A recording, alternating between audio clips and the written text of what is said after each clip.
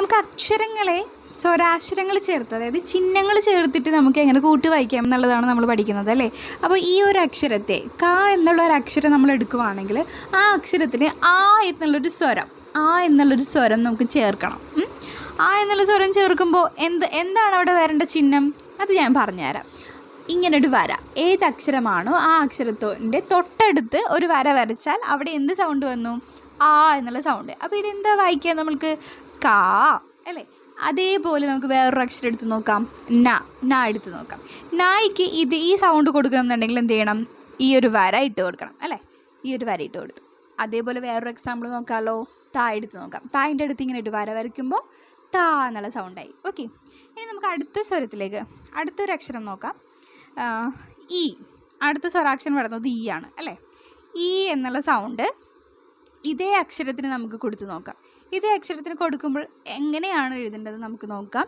ഈ ഏത് അക്ഷരമാണോ ആ അക്ഷരത്തിൻ്റെ ഇടതുവശത്ത് നമ്മൾ ഇതുപോലെ ഒരു വര വരച്ചു കൊടുക്കും. മലയാളത്തിൽ നമ്മൾ ഈ എന്നെഴുതുമ്പോൾ ഇങ്ങനെ ഒരു വര വരച്ചു കൊടുക്കില്ലേ, വള്ളി ഇട്ട് കൊടുക്കില്ലേ, അതേപോലെ തന്നെ ഹിന്ദിയിൽ ഇപ്പുറത്തോട്ട് വരയ്ക്കുമ്പോൾ ഈ എന്നുള്ള സൗണ്ട് വരും. ഇതിന് എക്സാമ്പിൾസ് നമുക്ക് നോക്കാം. കായ്ക്ക് തന്നെ ഇപ്പുറത്തൊരു വര വരയ്ക്കുമ്പോൾ കീ എന്ന് വരും. നായാണെങ്കിലോ ഇപ്പുറത്ത് ഇതുപോലെ വര ഇട്ട് കൊടുക്കുമ്പോൾ നീ എന്ന് വായിക്കാം. ആൻഡ് തീ. ഇനിയും എക്സാമ്പിൾസ് ഒത്തിരി എഴുതാം അല്ലേ. ഇങ്ങനെ എക്സാമ്പിൾസൊക്കെ ഒന്ന് എഴുതി നോക്കാം കേട്ടോ. അടുത്തൊരു അക്ഷരം നമുക്ക് എന്ന് നോക്കാം. ഊ എന്ന് വരുമ്പോൾ ഇതേ അക്ഷരം എടുത്ത് നോക്കുകയാണെങ്കിൽ ഈ സ്വരാക്ഷരം ചേർക്കുമ്പോൾ എങ്ങനെയാണ് വരാം? വളരെ എളുപ്പമാണ്. ഊന്ന് എഴുതുന്നത് ഇങ്ങനെയാണ് അല്ലേ. അപ്പോൾ ഈ ഒരു അടിയത്തെ ഒരു വാല് കണ്ടോ, അതിവിടെ ഇട്ട് കൊടുത്താൽ മതി. ഓക്കെ, കണ്ടോ. അപ്പോൾ ഏതാണ് ആ ചിഹ്നം എന്ന് പറയുന്നത്? ഇതാണ് ആ ചിഹ്നം. ഓക്കെ, ഇതേപോലെ നമുക്ക് എക്സാമ്പിൾസ് എഴുതാമല്ലോ. കായ്ക്ക് തന്നെ എഴുതാം. എങ്ങനെ? ഖു. പിന്നെന്ത് വരും? നാ എടുത്ത് നോക്കാം. നു. ആൻഡ് തായ്ക്ക് ഇങ്ങനെ ഒരു ചിഹ്നം ഇട്ട് കൊടുക്കുമ്പോൾ തു. അങ്ങനെ എക്സാമ്പിൾസ് ഒത്തിരി നമുക്കൊന്ന് എഴുതി നോക്കാം പ്രാക്ടീസ് ചെയ്യാൻ വേണ്ടിയിട്ട്. ആൻഡ് ദ നെക്സ്റ്റ് വൺ ഊന്ന് എങ്ങനെ എഴുതുന്നത്? കണ്ടോ, ഇങ്ങനെ. അപ്പോൾ ആ ചിഹ്നം ഈ ക എന്നുള്ള അക്ഷരത്തിന് ഇട്ട് കൊടുക്കാനായിട്ട് വളരെ എളുപ്പമാണ്. ഈ ഒരു ഇത് നോക്കൂ, കണ്ടോ, ഊവിൻ്റെ അടുത്ത് തന്നെയുണ്ട്. ഈ ഒരു ഭാഗമാണ് എന്തെന്ന് പറയുന്നത്, ആ ഒരു എന്നുള്ള സൗണ്ട് വരുന്നത്. അപ്പോൾ എങ്ങനെ ഇട്ട് കൊടുക്കാം? കണ്ടോ, ഇങ്ങനെ. ഇവിടെ ഇങ്ങനെയല്ലേ വരുന്നത്, കണ്ടോ. അതേപോലെ തന്നെ ഇവിടെ ഇങ്ങനെ ഇട്ട് കൊടുക്കാം. ഇവിടെ ഈ ഒരു വാലാണ്, ഇവിടെ ഈ ഒരു വാലാണ്, കണ്ടോ. അതാണ് നമ്മളിവിടെ ഇട്ട് കൊടുക്കുന്നത്. അതിൻ്റെ എക്സാമ്പിൾസ് നമുക്ക് എഴുതി നോക്കാം. കൂ, നു, തു. വേറെ അക്ഷരങ്ങൾ ഇട്ട് കൊടുക്കാം കേട്ടോ. ഞാനിപ്പോൾ ഇത് തന്നെ എക്സാമ്പിളായിട്ട് ഇട്ട് കൊടുക്കുന്നു എന്നേ ഉള്ളൂ. ആൻഡ് ദ നെക്സ്റ്റ് വൺ ഇഴു എന്നുള്ളതിന് അവിടെയും ഉണ്ട്. ഇത് കണ്ടോ, ഈ അക്ഷരത്തിൻ്റെ ഈ അറ്റത്ത് കാണുന്നത് അത് തന്നെയാണ് ആ സൗണ്ട് എന്ന് പറയുന്നത്. ഓക്കെ, അപ്പോൾ കായിൻ്റെ അടുത്ത് തന്നെ അത് ഇട്ട് കൊടുക്കണം. എന്ത് വരും? കൃ. കണ്ടോ, കൃഷ്ണൻ്റെ കൃ. പിന്നെന്താ, ചായൻ്റെ അടുത്താണെങ്കിലോ ചൃ. പിന്നെ തായിൻ്റെ അടുത്താണെങ്കിലോ തൃ. അങ്ങനെ ഒത്തിരി എക്സാമ്പിൾസ് എഴുതാം. ഓക്കെ, അതേപോലെ തന്നെ അടുത്തൊരു അക്ഷരം നമുക്ക് നോക്കാം. സ്വരാക്ഷരമാണ് എ. അപ്പോൾ എന്നുള്ളത് ഈ ക എന്നുള്ള അക്ഷരത്തിനോട് ചേർത്ത് ആ സൗണ്ട് എന്നുള്ള സൗണ്ട് കൊടുക്കുമ്പോൾ എങ്ങനെയാണ് വരേണ്ടത്? ഇവിടെ ഇങ്ങനെ മേളിലോട്ട് ഒരു വര വരച്ച് കൊടുക്കുക. സൈഡ് ഇങ്ങനെ ചരിച്ചൊരു വര ഇട്ട് കൊടുക്കുക. അതാണ് എ എന്നുള്ള സൗണ്ട്. ഓക്കെ, അതിന് കുറച്ച് എക്സാമ്പിൾസ് എഴുതി നോക്കിയാലോ. കെ, ഛേ, നേ, അങ്ങനെ എന്ത് വേണമെങ്കിലും എഴുതാം. ഓക്കെ, അതേപോലെ തന്നെ നമുക്ക് ഐ എങ്ങനെ വരാം? ഐ വരുന്നത് ഇവിടെ ഇപ്പോൾ ഒരു വരയാണെങ്കിൽ ഐ വരുമ്പോൾ രണ്ട് വര വരും. ഖൈ, കണ്ടോ. ചായ ആണെങ്കിലോ ചായൻ്റെ അവിടെ രണ്ട് വര ഇട്ട് കൊടുത്താൽ ചൈ. നൈ, തൈ, എക്സെട്ര. ഓക്കെ, ഇങ്ങനെ എഴുതി ഒന്ന് പ്രാക്ടീസ് ചെയ്യാം. ആൻഡ് നെക്സ്റ്റ് വൺ ഓ എന്നുള്ള സൗണ്ട് വരുമ്പോൾ എങ്ങനെയാന്ന് നോക്കാം. ഹിന്ദിയിൽ എഴുതുന്നത് ഇങ്ങനെയാണ് അല്ലേ. അപ്പോൾ കായ്ക്ക് കോ എന്ന് വായിക്കാൻ എങ്ങനെ എഴുതാം? കായിൻ്റെ അടുത്ത് ഒരു വര വരച്ചിട്ട് അതിൻ്റെ മേളിലൊരു വര. അപ്പോൾ എന്തായി? ഖോ. ഇതേപോലെ തന്നെ എക്സാമ്പിൾസ് എഴുതി നോക്കുക കേട്ടോ. ആൻഡ് നെക്സ്റ്റ് ഔ. ഔ എന്ന് പറയുമ്പോൾ ഇവിടെ ഐ വന്നില്ലേ, അതേപോലെ 2 വര വരച്ചു കൊടുക്കാം. എങ്ങനെ? ഇതേപോലെ ഒരു വര വരച്ചിട്ട് വേണം കേട്ടോ. കായിൻ്റെ അടുത്ത് ഒരു വര വരച്ചിട്ട് അതിൻ്റെ മേളിൽ 2 വര ചരിച്ചുള്ളത് വരയ്ക്കുമ്പോൾ ഔ എന്നുള്ള സൗണ്ടായി. കൗ, കൗ. അതുപോലെ ചൗ, കണ്ടോ? പിന്നെ തൗ, കണ്ടോ? ഇങ്ങനെയൊക്കെ എക്സാമ്പിൾസ് എഴുതി നോക്കാം. അപ്പോൾ നമുക്ക് ഈ സൗണ്ടുകളൊക്കെ ഇതേപോലെ തന്നെ വരുന്നുണ്ട് ലാസ്റ്റ് അല്ലേ. എങ്ങനെ വരാം? മേളിലൊരു കുത്തിടുമ്പോൾ അമ്മായി. അതേപോലെ തന്നെ കായിൻ്റെ മേളിലൊരു കുത്തിട്ടാൽ കം. തായിൻ്റെ മേളിലാണ് കുത്തെങ്കിൽ തം. സായിൻ്റെ മേളിലാണെങ്കിൽ സം. അങ്ങനെ എക്സാമ്പിൾസ് ഒത്തിരി എഴുതാം. അപ്പോൾ നമ്മളിപ്പോൾ പഠിച്ച അക്ഷരങ്ങളൊക്കെ ഒന്നുകൂടി ഒന്ന് റിവേഴ്സ് ചെയ്ത് നോക്കിയാലോ.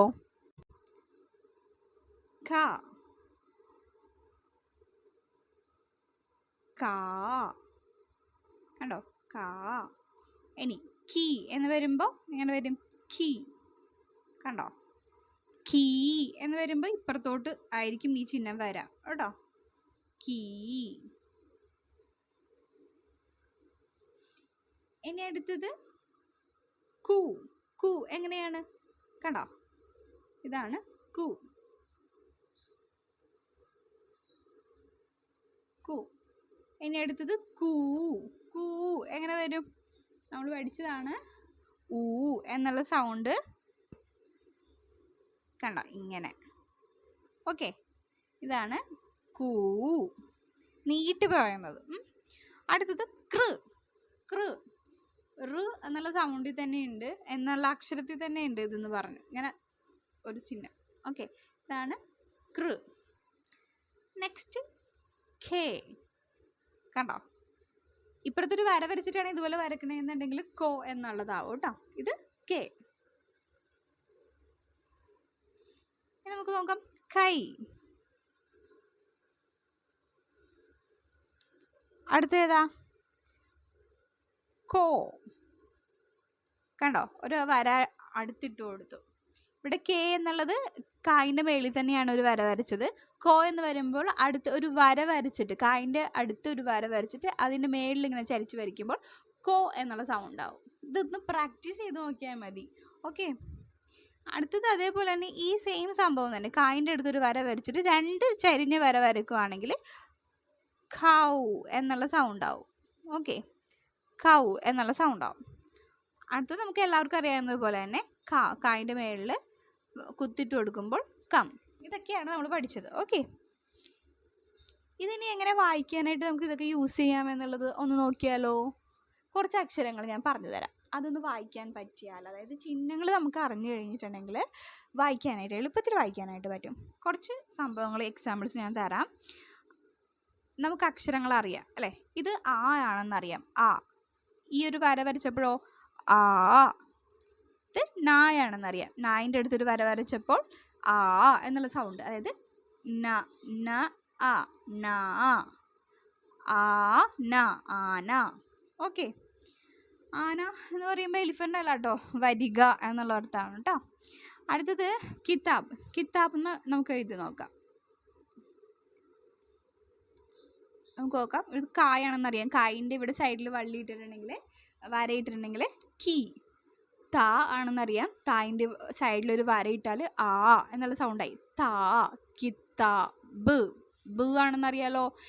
ബിൻ്റെ അടുത്ത് ഒരു വര ഇടുവാണെങ്കിൽ ബ എന്ന് വായിക്കും. അതല്ലാന്നുണ്ടെങ്കിൽ ബ് എന്ന് വായിക്കുള്ളൂ കേട്ടോ. ഇവിടെ ആ എന്നുള്ള സൗണ്ട് വരണം എന്നുണ്ടെങ്കിൽ ഏത് അക്ഷരമാണോ അക്ഷരത്തിൻ്റെ അടുത്ത് നമ്മളൊരു വര ഇട്ട് കൊടുക്കണം. ആൻഡ് നെക്സ്റ്റ് വൺ നമുക്ക് നോക്കാം. ഈ എന്നുള്ള സൗണ്ട് വരണം അല്ലേ. അപ്പോൾ ഈ എന്നുള്ള സൗണ്ട് വരണം എന്നുണ്ടെങ്കിൽ എങ്ങനെയാ? ഇപ്പുറത്തോട്ട് വര വരക്കണം അല്ലേ. മീ ന, മീന. അടുത്തത് സുനന. സാ ഇട്ടിട്ട് സു എന്നെങ്ങനെ എഴുതണ്ട, ഊ എന്നുള്ള സൗണ്ട്. ഇതാണ് ആ സൗണ്ട് അല്ലേ. ന ന, സുനന. സൂരജ്. അപ്പോൾ എന്ത് സൗണ്ടാണ് വരണത്? ഊ. നമുക്കറിയാം ഊ ഇങ്ങനെയാണ് അല്ലേ. സു ര ജ്. കണ്ട, അക്ഷരങ്ങൾ പഠിച്ചിട്ടുണ്ട്. അപ്പോൾ നമുക്ക് ചിഹ്നങ്ങൾ പഠിച്ചിട്ടുണ്ടെങ്കിൽ എളുപ്പത്തിൽ നമുക്ക് അറിയാൻ പറ്റും. എഴുതാനും വായിക്കാനും ഒക്കെ പറ്റും. അടുത്തത് മൃഗ്. മൃഗ് അപ്പം എന്തക്ഷരം വരേണ്ടത്? റ്. റ്. റ് എന്ന അക്ഷരം വരേണ്ടത്. അത് നമുക്കറിയാം. ഈ റൂ എന്നുള്ളത് നമുക്കറിയാമല്ലോ, ഈ ഒരു സംഭവമാണ് വരുന്നത് അല്ലേ. കണ്ടോ? മൃഗ്. ഗ കണ്ടോ? മൃഗ്. ഓക്കെ. അടുത്തത് കേല.